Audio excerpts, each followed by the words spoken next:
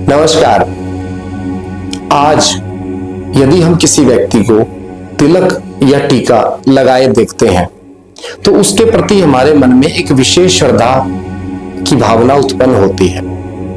किस प्रकार का व्यक्ति है, क्या उसके मन में चल रहा है, ये बाद की बात है, परंतु उसका टीका या तिलक हमारे मन में उसके प्रति एक श्रद्धा की भावना उत्पन्न करता है। आज संभव ज्योतिष के माध्यम से हम ये जानने का प्रयास करेंगे कि तिलक का महत्व हमारे जीवन में किस प्रकार होता है। तिलक हिंदू धर्म में एक आध्यात्मिक चिन्ह के रूप में माना जाता है। यह माथे पर लगाया जाता है और विभिन्न धार्मिक, सांस्कृतिक और आध्यात्मिक महत्व रखता है। आध्यात्मिक महत्व में आज्ञा चक्र की सक्रियता, माथे के बीच लगने से आज्ञा चक्र सक्रिय हो जाता है, जो ध्यान, एकाग्रता और आत्मज्ञान को जोड़ता है। दिव्य ऊर्जा का संचार होता है। तिलक लगाने से इस ऊर्जा में एक विशेष सकारात्मकता उत्पन्न होती है।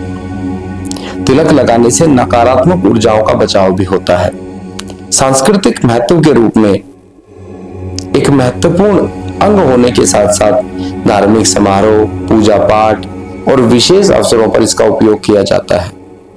सम्मान के रूप में भी हम तिलक लगाते हैं। सम्मान और आदर का प्रतीक होने के साथ साथ गुरुजन, पंडित, साधु संत तिलक लगाकर सम्मानित किए जाते हैं और एक विशेष कैटेगरी और दर्जा प्राप्त करते हैं। विभिन्न प्रकार के तिलक जैसे चंदन शांति और शीतलता प्रदान करता है, कुमकुम सौभाग्य और समृद्धि का प्रतीक है, भस्म भक्ति और शिव का रूप है, गंध शुद्धता और पवित्रता का प्रतीक माना जाता है। तिलक लगाने की विधि और मंत्र भी बहुत महत्वपूर्ण है।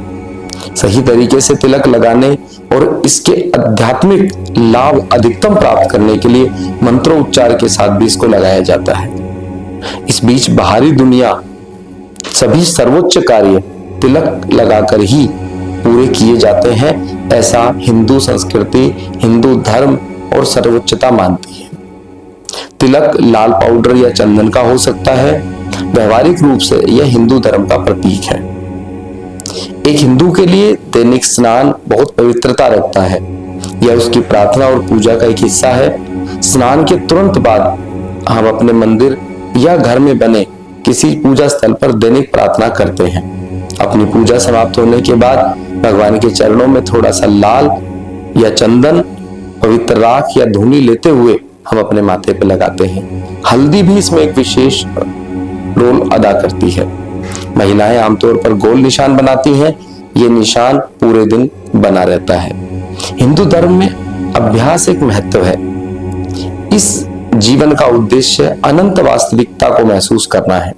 यह चिंतन और मनन द्वारा प्राप्त होता है, जिसका प्रार्थना कक्ष में अभ्यास किया जाता है। लेकिन जब हम पूरे दिन प्रार्थना नहीं कर सकते, क्योंकि उसके कर्तव्य और दायित्व अलग तरीके के होते हैं, हमें सांसारिक चीजों में भी अपने व्यवहार को निभाना पड़ता है। इसके लिए हम उस प्रार्थना कक्ष में जाकर कुछ समय बाद लौट आते हैं और भगवान के चरणों से थोड़ी सी रज या टीका अपने माथे पर लगाते हैं। माथा स्मृति का स्थान है। तिलक लगाना भगवान की स्मृति को अपनी गतिविधियों में शामिल करने के प्रतीक के रूप में माना जाता है।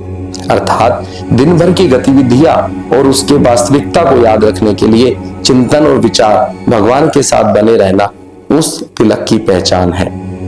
जब एक हिंदू दूसरे से मिलता है तो सबसे पहले उसको प्रभावित करता है उसके माथे पर लगा निशान। यह लगातार एक दूसरे के अस्तित्व और सर्वोच्च वास्तविकता को प्राप्ति के लिए समर्पण की याद दिलाता है। वे एक दूसरे को हाथ जोड़कर अभिनंदन भी करते हैं और इस समझ के साथ पुष्टि करते हैं कि नमस्कार, हथेलियों के बीच जोड़ा जाना और माथे पे तिलक होना एक ही संस्कृति को दर्शाता है। प्रत्येक व्यक्ति के अंदर एक विशेष व्यक्तित्व और उसके अंदर एक विशेष रूप से बनाई गई शक्ति होती है। इनको हम 5 कोश के रूप में जानते हैं। अन्नमय कोश, अन्न कोश, प्राणमय कोश, प्राण कोश, मनोमय कोश, मानसिक कोश, विज्ञानमय कोश और बौद्धिक कोश तथा आनंदमय कोश, जिसको आनंद कोश के रूप में जाना जाता है। इन 5 कोशों को आत्मा द्वारा सहारा दिया जाता है।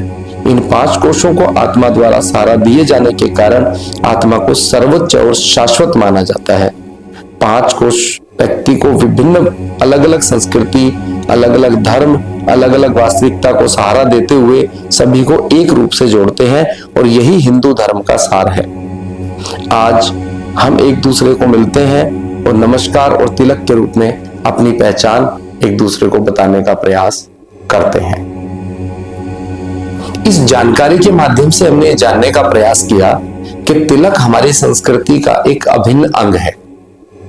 ऐसी जानकारियां जिसमें हिंदू पौराणिक, मैथोलॉजी और उससे जुड़ा हुआ कोई भी स्वरूप हमें देखने को मिलता है तो हम संभव ज्योतिष के माध्यम से आपको बताने का प्रयास करेंगे। आप हमारे साथ जुड़े रहिए।